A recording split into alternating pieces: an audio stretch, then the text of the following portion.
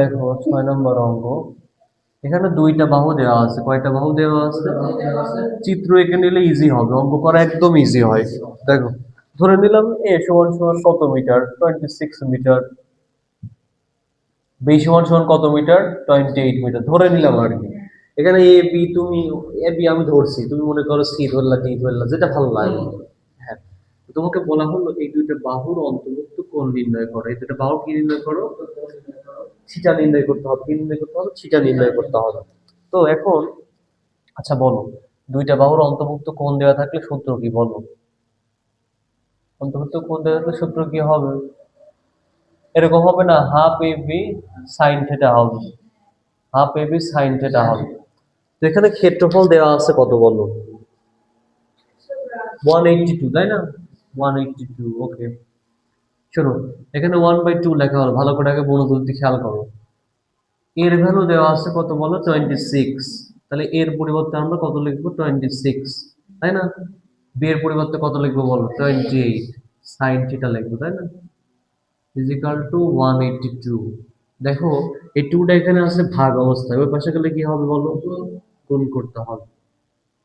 ওকে, এটা কি অবস্থায় আছে? ভাগ। ওই পাশে গেলে কি করতে হবে? গুণ করতে হবে। 182 গুণন 2। ওকে, আমরা একটা গুণ করি। দেখো দেখো দেখো, একটু গুণ করি। হ্যাঁ, ওকে, দেখো কি কি গুণ করতে হবে বলো। দেখো 182 গুণন 2, তাহলে কত হয় দেখো? 364। কত হলো তোমার? 364। ওকে, এখন এটাও আমরা একটু গুণ করে নিই। 26 গুণন 28, 26 গুণন 28, 7 728 sine theta is equal to 364। আচ্ছা বলো, সাইন থিটার সামনে এখানে এটা কি আছে? গুণ। ওই পাশে গেলে কি করতে হবে? ভাগ করতে হবে। 364 ডিভাইডেড 728। এদের মধ্যে সম্পর্ক কি ভাগ, তাই না? তাহলে আমরা দেখি ভাগ করে দেখি কি হয়। মনে করো উপরে তোমার তোলা হলো 364 ডিভাইডেড 728, কত হলো তোমার? 1/2 হলো। কত হলো তোমার?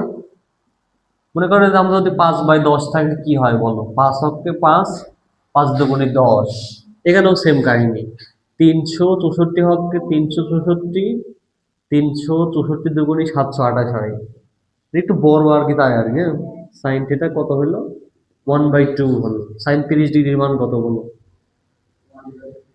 এটা মানে মুখস্থ করেছি আমরা। সাইন 30 ডিগ্রি মান 1/2। সাইন সাইন কেটে গেল, থিটার মান কত ডিগ্রি বের হলো?